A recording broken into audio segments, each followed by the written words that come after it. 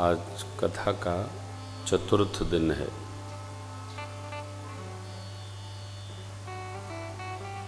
चढ़ती का समय है। आज के बाद घटती का समय शुरू होगा। 4 दिन कथा ऊर्ध्व होती है और 5वें दिन से कथा उतरना शुरू करती है।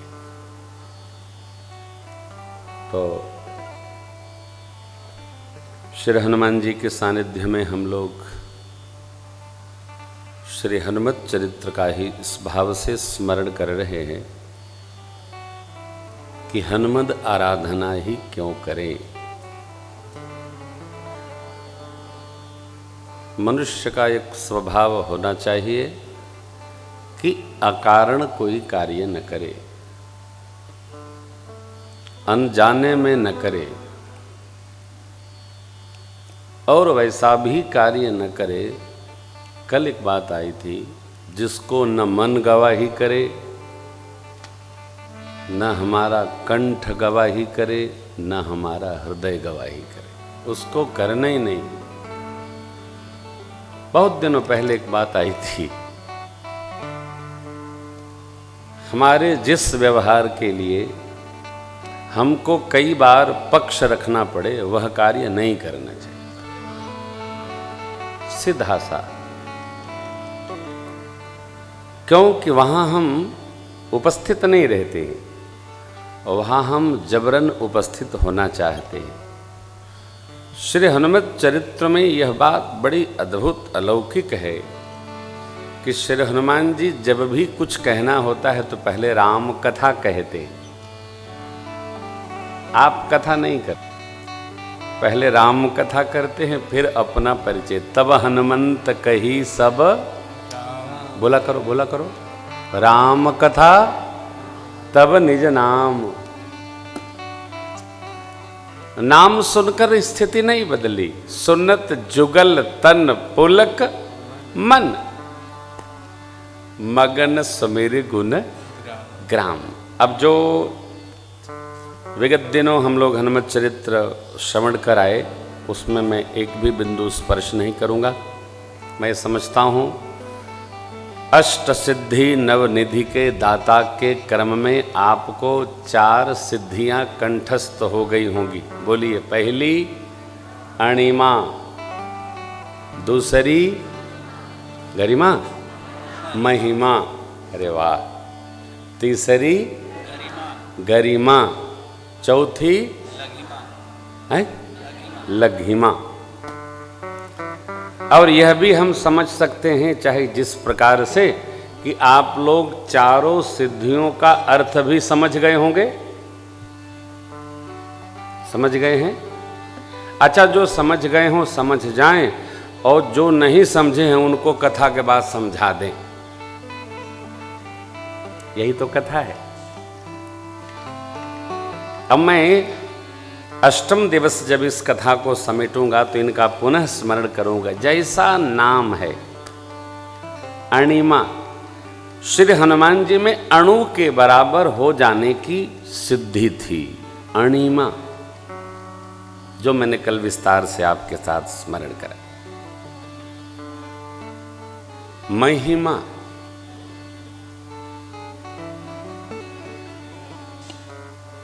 तप, कितना तेज विस्तृत हो जाए। हम हमारा गुण न गावें, हमारे तप से लोग हमारा गुण गाएं, यह है महिमा।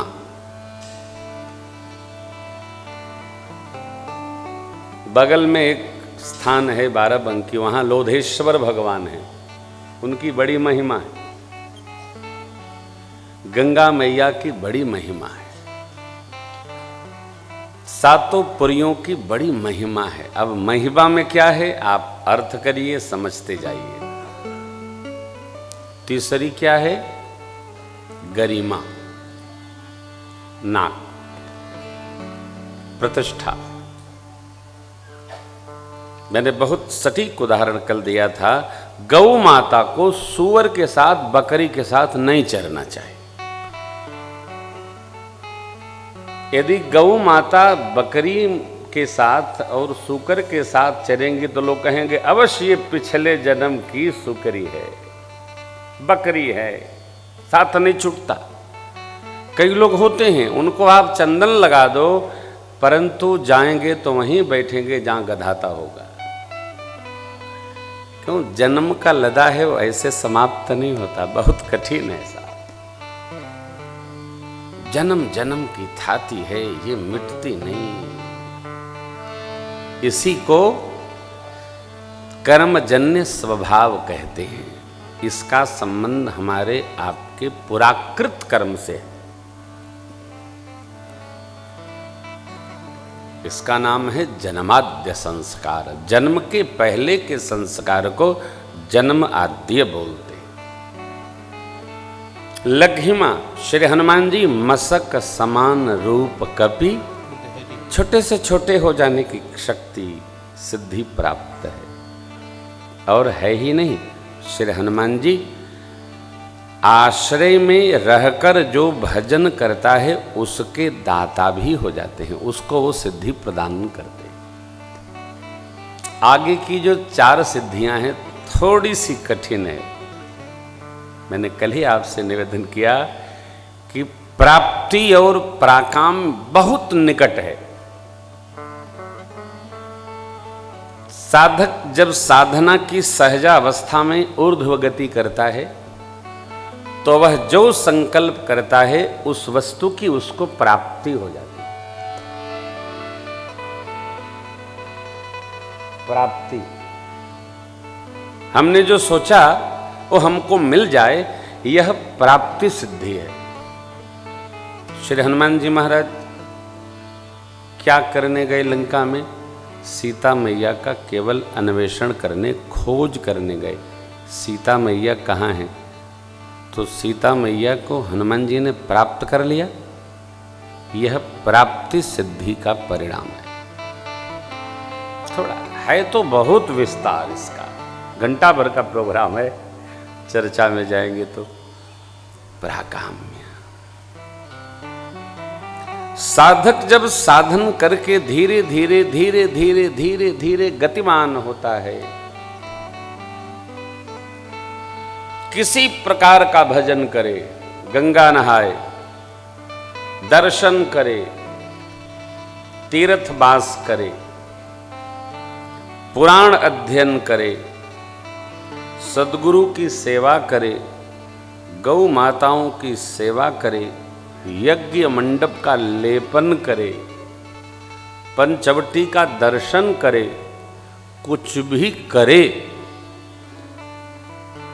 तब उसको पराकाम्य सिद्धि प्राप्त हो जाती है। कैसे? वह जो चाहे उसको, वह संसार का अथवा परमार्थ का स्वतः उस तप के परिणाम से, साधना के परिणाम से प्राप्त होने लगता है। इसका नाम है पराकाम्य सिद्धि। चलते रहिए, चलते रहिए, चलते रहिए। लक्ष्य की प्राप्ति, प्राप्ति सिद्धि, जगत की, जगदीश की, व्यवहार की, परमार्थ की यह जो उपलब्धि प्राप्त हो, कमी न रह जाए, प्राप्त ही हो जाए, आती ही चली जाए, ये पराकाम्य सिद्धि है।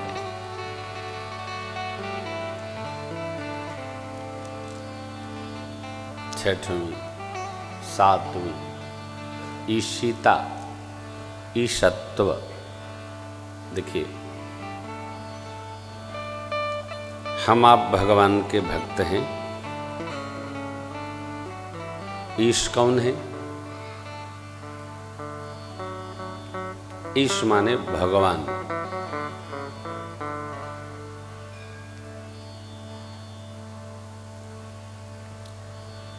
तेज, ब्रह्मचर्य, श्री, विज्ञान, ऐश्वर्य, ऐश्वर्य माने प्रतिष्ठा, पहुंच, पहचान, साधना के व्यवहार से जिसमें अवतरित हो जाती है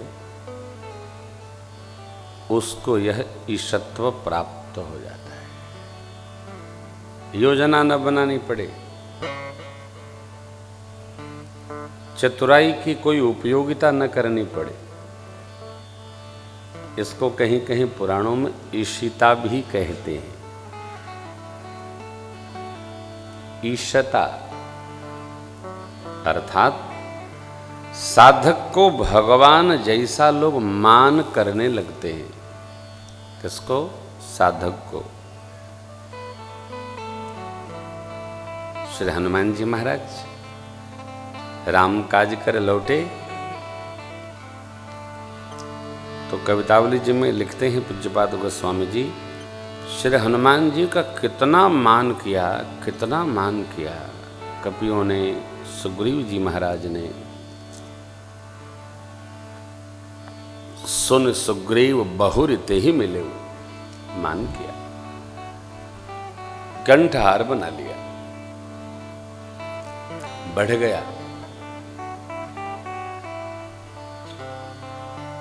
ईशिता, ईशत्व की प्राप्ति किसको? साधक को, श्री हनुमान जी को। सातवीं सिद्धि। आठवीं वशीता, वशत्व।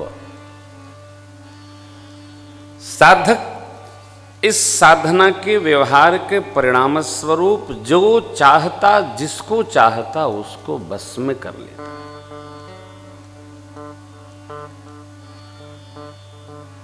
भगवान महावीर स्वामी के बारे में ऐसा कहते हैं, भगवान बुद्ध के बारे में ऐसा कहते हैं। अंगुली माल अंगुलियां काटने आया, लेकिन भगवान को देखा तो शांत हो गया।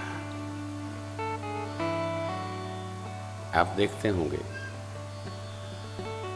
कई लोग बहुत विकट होते हैं, परंतु किसी किसी के सन्मुख जाते हैं तो एकदम शांत हो जाते हैं। वशीता, वश में हो जाते हैं। श्री हनुमान जी जब रावण के सन्मुख ले जाए गए ना, रावण देखा तो देखते ही रह गया। कीधो शवन सुने स्नेह मोही, कान से मेरे बारे में तूने सुना नहीं। देखो अति असंक सठ तो ही, कहो सठ तो ही न प्राण कई बाधा है। रावण स्वयं श्री हनुमान जी के बस में हो गया। परंतु जो सेनानी हमारे हैं, मंत्री हमारे हैं, परिकर हमारे हैं, ये न हार जाए मन से, मन में, इसलिए वो ललकारता रहा, बोलता रहा। विभीषण जी को हनुमान जी ने देखा तो विभीषण जी भी श्री हनुमान जी के सिद्धि के वश में हो गए। वशत्व, ईशत्व, वशत्व। साधक साधना के व्यवहार में बस में कर लेता है। यहां मोह कर कारण नहीं।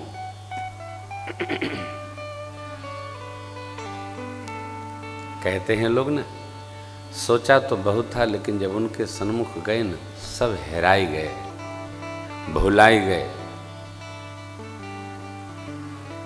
जैसे मिथिला में मिथिलानियां जब मेरे सरकार को देखी ना तो सब भुलाई गई, हेराई गई। क्यों? भगवान है ना, ईशत्व वशत्व दोनों विराज रहा है। पराक्रम में घूमती रहती है। प्राप्ति भगवान जो कल्पना करते हैं प्राप्त हो जाता है। और वस्तुतः देखिए, हम आप सब मनुष्य साधन तो चाहता है परंतु साधना नहीं करना चाहता। साधन चाहता है, बिना साधना के साधन जुटाने से भी कुछ नहीं होगा। आप सब कुछ छिपा सकते हो परंतु अपने स्वभाव को, अपने कर्म को, अपने व्यवहार को आप छिपा नहीं सकते। मित्रों, यह निर्णय करना होगा कि हमारा किस लिए जन्म हुआ।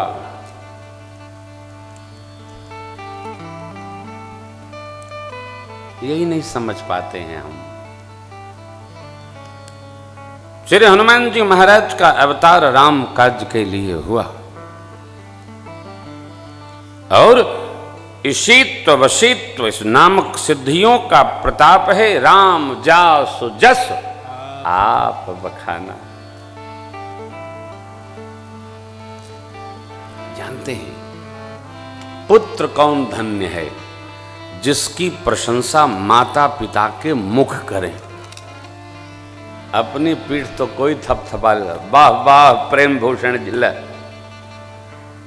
निज कबित के लागिन नीका। अपनी पीठ तो कोई थपथपा लेगा।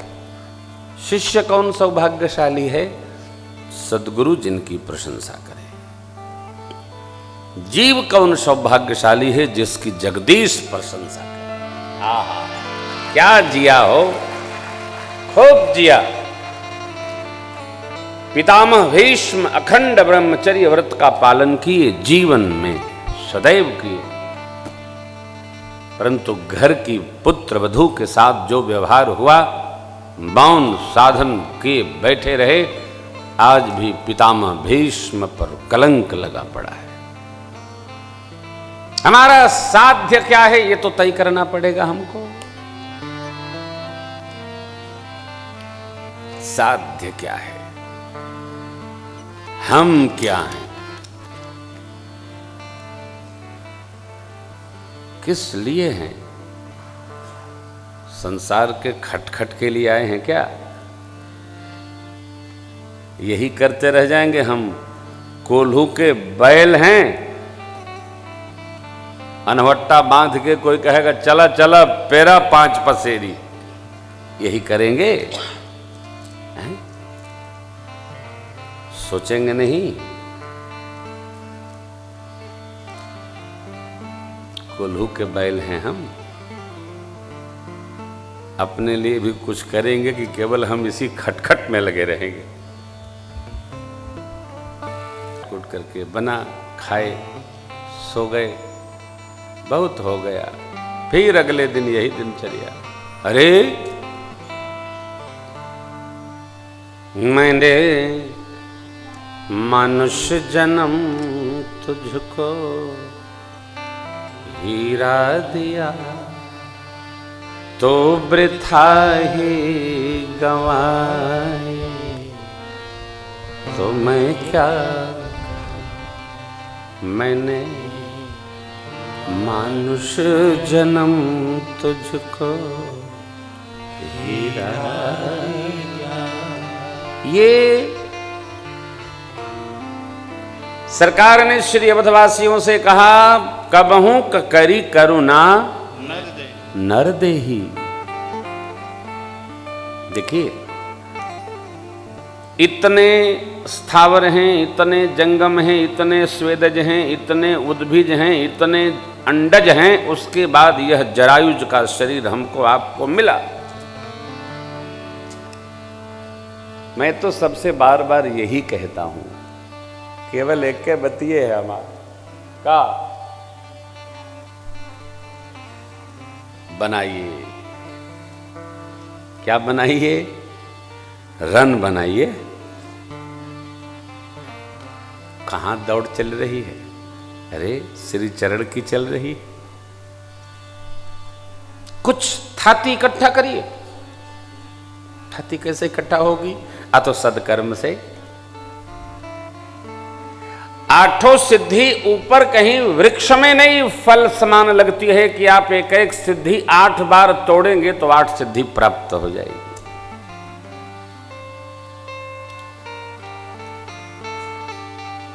इसको करना पड़ेगा ना। कैसे होगी महाराज? यही तो बात है। हमारा आपका प्रथम लक्ष्य है परमार्थ, और निश्चित रूप से मैं देख रहा हूं कि परमार्थ छोड़ के सब होता है, परमार्थ रुकता है। समय नहीं बाबा, समय नहीं बाबा, बाबा समय नहीं। जैसे हमें काम ऊपर से दिया गया है, जाओ और राम जी की कथा गाओ, सोई जस गाय भगत भव तरही। मानस में 15वें दोहे में लिखा है, जे एही कथहि स्नेह समेता। व्यास जी इसी पेज में ऊपर है, बाएं हाथ पे 15वां दोहा। जे एही कथहि स्नेह समेता, के ही कथहि अतो राम कथा कथहि, और कौनो कथा न कथहि। जे एही कथहि स्नेह समेता, कही हहीं सुनी हहीं समुझी सचेता। कही हहीं, ये लोग भी इसमें आते हैं। मैं क्या तो कथहि, राम कथा। प्रेम भूषण महाराज के मुंह से राम कथा सुनिए। इनका कहीं कैसे, तो सुनहि कैसे, समझकर और सचेत होकर। ऐसा नहीं कि सुतही, मिसकाल चेकही, फोन बजवही। कैसे? कही सुनी हही समुझी सचेता, परिणाम होई हही। क्या होई हही? अत राम चरण अनुरागी। जो यही इस कथा को कथेगा, मैंने गाएगा, कैसे? स्नेह पूर्वक सुनी हहीं, पहले कही हहीं, सुनी हहीं, समुझी सचेता, होई हैं राम चरण अनुरागी, कलि मल रहित सुमंगल भागी। जो सचेत होकर श्रवण करेगा, सावधान होकर कहेगा, स्नेह से जो गाएगा कथेगा, वो प्रभु के चरणों का अनुरागी होगा, हो जाएगा कलिमल रहित। कलिकाल के कलमश समाप्त हो जाएंगे और सौभाग्यवर्धन हो जाएगा। क्या बात है? कही हैं करे, कुछ करना ही नहीं तो कथा ही सुनी है ही, समुझी सचेता, सचेत होकर, सावधान होकर, इधर उधर नहीं। होई हैं राम चरण अनुरागी, कल काल का कलमश समाप्त होगा और